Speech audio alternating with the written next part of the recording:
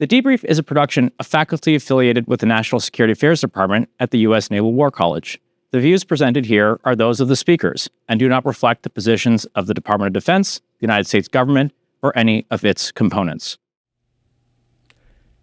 Welcome, everyone, to this edition of the Debrief podcast, which is a production of the National Security Affairs Department of the U.S. Naval War College.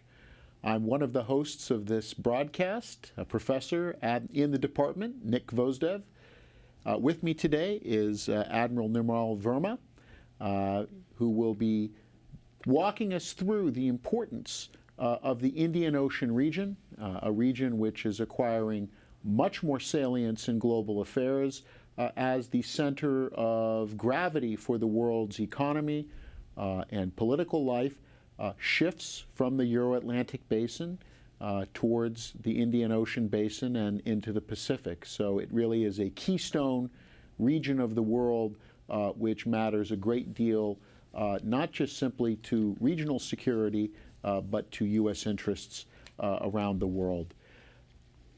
Just as a note, everything that we say in this podcast reflects the personal perspectives and opinions of the speakers and do not reflect any official position of the Naval War College, of the United States Navy, or of the United States government.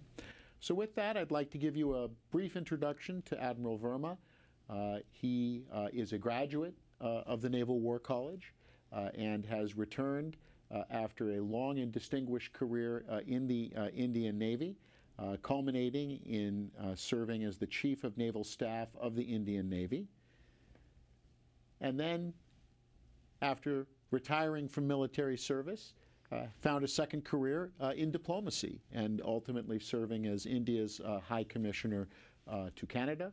So you've had experiences both from the military side of the house, but also seeing up and close how diplomacy works and the importance of diplomatic interchange. So I think from both of those hats that you have worn and now in your current role as Chief of Naval Operations International Fellow here at the Naval War College, we can't think of anyone better to really give to our audience a sense, a snapshot of this very dynamic region of the world, of the Indian Ocean basin. And so with that, perhaps you could start by simply defining what the basin is, what the Indian Ocean region comprises. Nick, firstly, thank you very much for the very generous words you used in your introduction. At the outset, there is a need to appreciate what constitutes the Indian Ocean region. I refer it to as the IOR.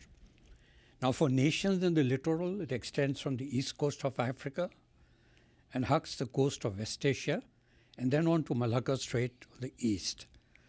On the other hand, the United States in the current nomenclature, the Indo-Pacific, defines the areas extending from the west coast of America and thereafter bisecting the Western Indian Ocean, or the WIO, on the west.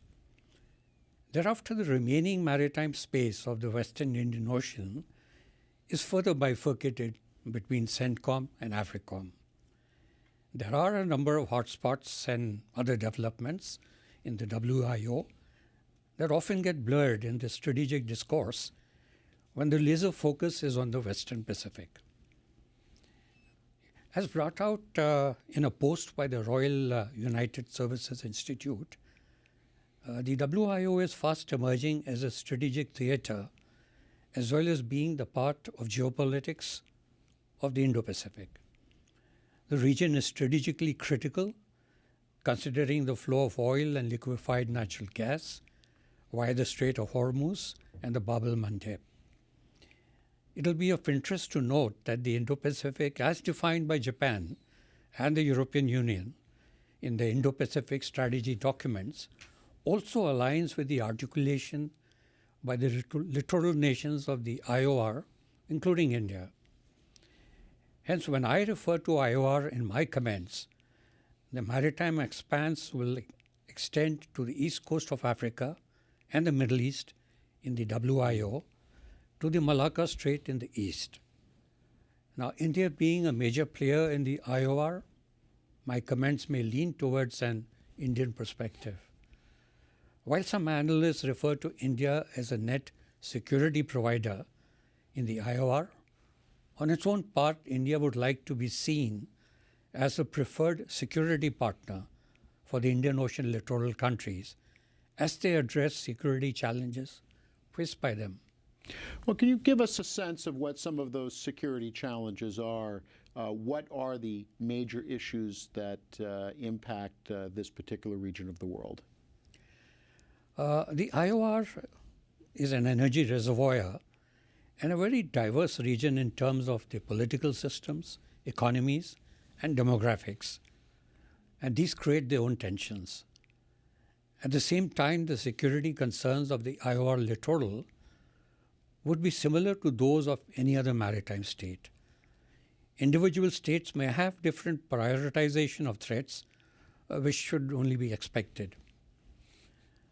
Unimpeded flow of trade and commerce through the SLOCs is of global relevance and sort of heads my agenda. The SLOCs in the IOR have particular salience, considering it is the world's energy jugular, and over 30% of the global trade in goods transits through it. Now, boundary disputes, whether land borders or maritime boundaries, stand ahead in the list of security concerns as they could result in conflict if they are not adroitly managed. Territorial disputes overlaid on notions of historical injustice further complicate a difficult situation by whipping up extreme nationalistic passions. Now, piracy was the greatest challenge in IOR in the year 2008. It is also an excellent example of a challenge successfully tackled only due to outstanding multinational cooperation, backed by provisions of international law. Drug trafficking is of singular concern due to the immense profits it generates, leading to its nexus with terrorism, human trafficking, and illicit arms trade. Over 50% of the terror organizations designated by the United States are involved in one or more aspects of the global drug trade, and the maritime route is the predominant conduit for the transit of drugs. Migrant smuggling and human trafficking have acquired a momentum of their own. Smuggling of migrants fleeing from persecution in their own countries or economic migrants has become a $30 billion industry. International law has enabling provisions for formulating concrete multinational joint action plans, and nations are indeed investing more in this effort. In the IOR, the Rohingya refugee crisis is a major concern. Arms trafficking in the 21st century is a global operation with annual sales of illegal arms amounting to $3 billion, and it is a major source of regional instability. Illicit arms consignments are once again largely funneled via the sea route on flags of convenience vessels. The need of the hour is that states must continue to develop further mechanisms for the exchange of information at the regional and sub-regional level to assist agencies engaged in the control, tracking, and seizure of illicit arms and eradicate this menace. Incidents of maritime terrorism form less than 1% of all terrorist attacks, but that should not detract from the potential to inflict massive casualties and cause economic havoc. Some place the Houthi attacks on the Red Sea that have disrupted shipping in the region in this category.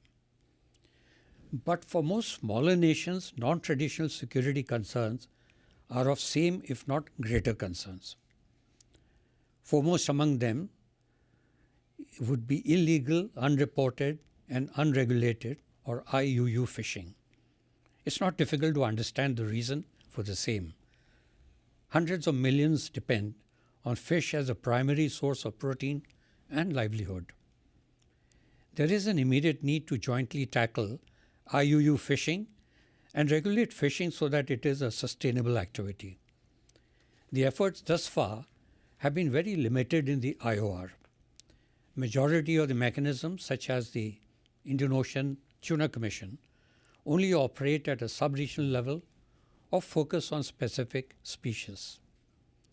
Interestingly, apart from the government-led initiatives to mitigate this problem, there are others with participation from the industry and NGOs. For example, Fish Eye Africa consists of technical collaboration and real-time information sharing and has already won some large prosecutions against fish criminals since its launch in the waters of East Africa in 2013. Coming to climate change, it is seen that while there may be some decrease in the number of extreme weather events, the intensity has increased. Sea level rise will have large populations migrating, leading to challenges for other nations. Imagine the highest point of land in the Maldives is just 1.5 meters above mean sea level. Sea warming has also led to declining fish stocks, with major economic and health consequences for the smaller nations. I think what you've laid out here is a very important snapshot of these challenges, and I think that we can sometimes here in Newport think of these as happening far away, but when you pull on the impacts of supply chains, energy routes, food supplies, this affects everyone, and so that what happens in this region of the world does not remain contained to it, but has spillover effects certainly into Europe, into the rest of Asia, and then even across to North America.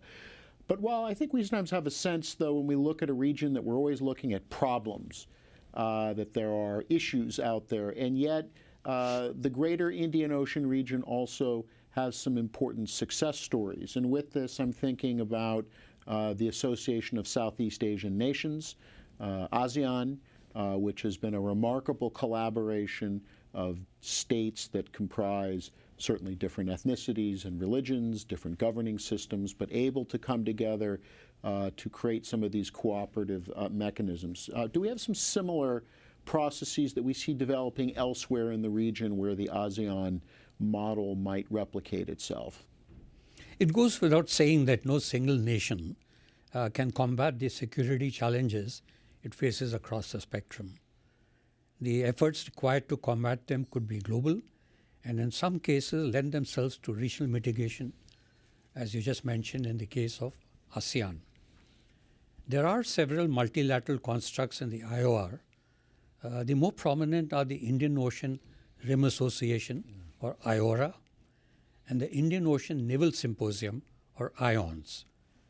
The IORA was envisaged as a politico-socio-economic forum when established in 1995. The IONS patterned on the Western Pacific Naval Symposium, and with participation at the level of heads of navies at the plenary sessions, is an appropriate forum to address maritime security cooperation. One of the earlier constructs is the South Asian Association for Regional Cooperation, or SARC, which was launched with great hope in 1985. The founding members are Bangladesh, Bhutan, India, Maldives, Nepal, Pakistan, and Sri Lanka.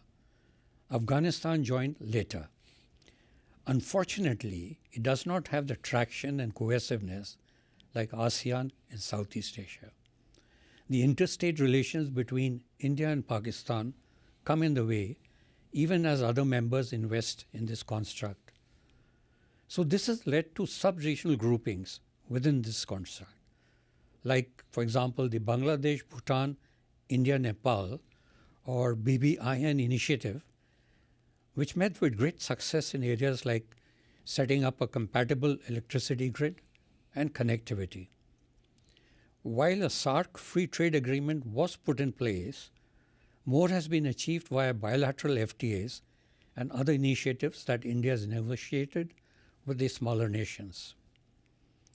In maritime South Asia, the India-Sri Lanka-Maldives trilateral has now evolved into the Colombo Security Conclave, with Mauritius and Bangladesh later joining as members and Seychelles as an observer. The leader has been Sri Lanka, and the construct signifies that even smaller nations play an important role in ensuring security and stability in the IOR. Other areas of cooperation is the sharing of maritime domain awareness, the positioning of international liaison officers at various information fusion centers across the region, and sharing of information between the centers facilitates better exchange of information. India commissioned its own information fusion center for the IOR in December 2018. There are other minilateral and trilateral constructs as well, like the Indian Ocean Commission and the Djibouti Code of Conduct, with similar agendas, even though there could be different sets of participants. Then you have the combined maritime forces, with several task forces with different mission sets operating out of Bahrain under the aegis of NAVCENT. One can say that the initiative has been a success. India is a more recent entrant in the CMF. The trilaterals have overlapping agendas which add to the whole in the Indo-Pacific. The important role played by trilateral constructs is oftentimes overlooked. It's interesting that you mentioned minilateral constructs, trilaterals. Some of the work that has been done by Jada Fraser and Mohammed Solomon on minilaterals is very interesting, because rather than trying to create one giant organization that tackles everything, you work with different countries and different issues, and you form those habits of cooperation. It's what former U.S. Ambassador to Japan, Rahm Emanuel, when he spoke here at the Naval War College, talked about the lattice work approach. Yet it still often requires a core, it requires a major mover, and in this region, of course, India, which is on track to, by the middle of this century, be one of the top 3 economies of the world. It's one of the world's nuclear powers. It's the largest democracy in the world. It is a major leader in technological innovation. So the extent to which, as we talk about multilaterals, minilaterals, trilaterals, coming back to the question of India as the partner, and in this case, the bilateral initiatives that India has been able to lead in the region, really as the anchoring partner. Well, India places utmost importance to its neighborhood policy. Now, notwithstanding its modest resources, it has helped smaller nations in capacity and capability building and extended defense lines of credit, particularly to the island nations. The nature of military assistance that India has provided includes supplying offshore patrol vessels, patrol craft, helicopters, maritime patrol aircraft, and a variety of defense material. India has also helped in setting up coastal radar and AIS chains as well, developing major maritime infrastructure, in some cases, at the request of the recipient nations. The Indian Navy also carries out combined patrols with its maritime